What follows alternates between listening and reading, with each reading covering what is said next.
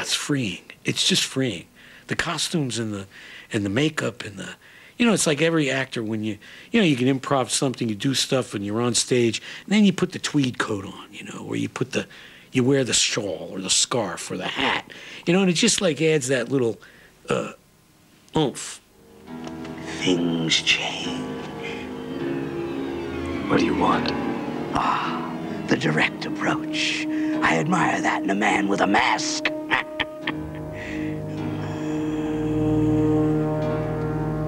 You don't really think you'll win, do you? Things change.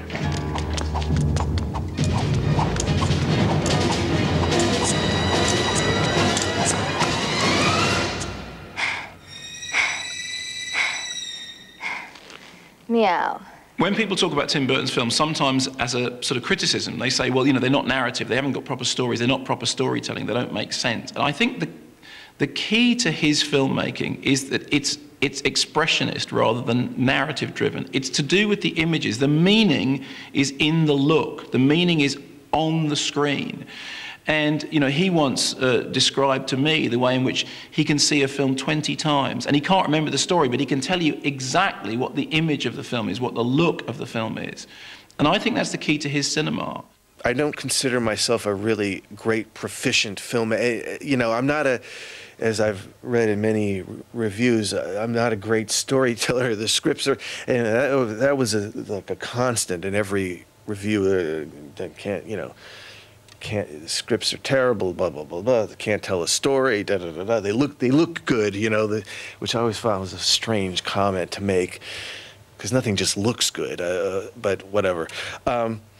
But I just never felt myself as proficient. I have to really feel it, no matter how perverse or weird it is. It's like a way of laying yourself on the line, isn't it, really? When you can't know much about it, can you? I mean, that's the way you do things. I hate showing the films. I mean, you know, it's amazing. You know, it's like showing it to audiences, like I feel like completely like naked and exposed, and I hate it. You know, I always wish I could be a little bit more like other people, like, you know, that, especially if a movie's successful, enjoy watching it. But I just, I really, I can't. It's horrifying for me, and yet, you know, what am I doing? You know, I'm making movies. Like, you know, they cost a lot, and you know, you can't just show them to yourself. You know, it's not, you know, an expensive form of therapy, you know, for yourself here. It's to show people. All right, you sir, how about a shave? Come and visit your good friend Sweeney. You sir, too sir, welcome to the grave. I will have vengeance. I will have salvation.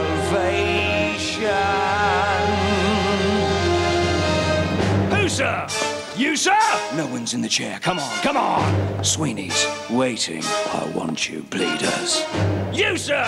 Anybody? Gentlemen, now don't be shy. Not one man, no, nor 10 men, nor 100 can assuage me.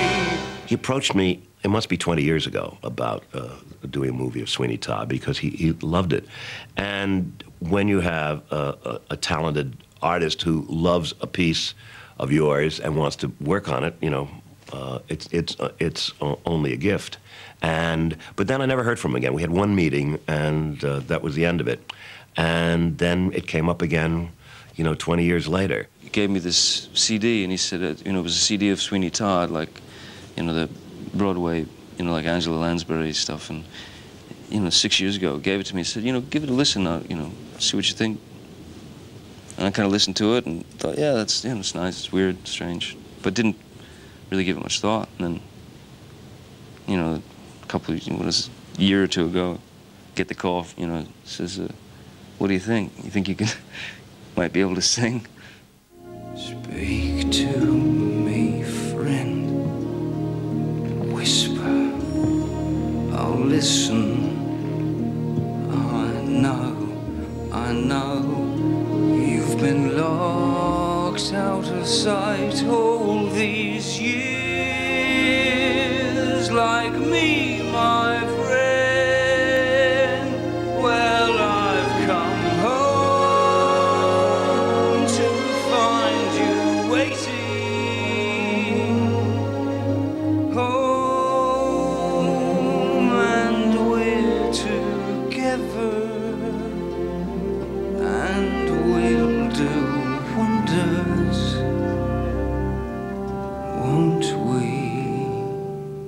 first saw the musical, I just was blown away because it had all the elements that I love in something, which is it's got humor, it's got emotion, it's darkness, and it's got all those things mixed together. And there's a certain, again, catharsis to the music and that I just find very beautiful and tragic and moving and funny all at the same time. I think his movies reflect a Gothic sensibility, a delight in Gothic melodrama. And this, in that sense, it's right up his alley. I think, you know, this is like candy to him. And I mean, I don't mean that it will necessarily be easy for him, the way nothing is easy, but it's certainly not unknown territory for him. I think he's been in this nightmare before. Here we are, popped out of the oven. What is that? It's priest, have a little priest. Is it really good? So it's too good, at least. Then again, they don't commit sins of the flesh, so it's pretty fresh. Awful lot of fat. Only where it's at. Haven't you got poet or something like that? No, you see, the trouble with poet is how do you know it's deceased? Try the priest. He told me really early on once, he said, oh, I don't need to be making a great big expensive feature. As long as I'm making something like a drawing or a picture or anime, you know, or something. But I think he has to be making films. It's just his medium. And it's like in his every little blood platelet. And it thrills him. The guy that I've known, you know, since back then, and, you know, that I met in that coffee shop, in that hotel in Hollywood, is the same exact guy.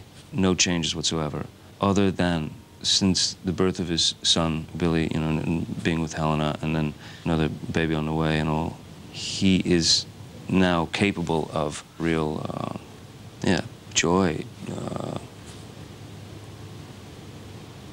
He can smile, you know, now.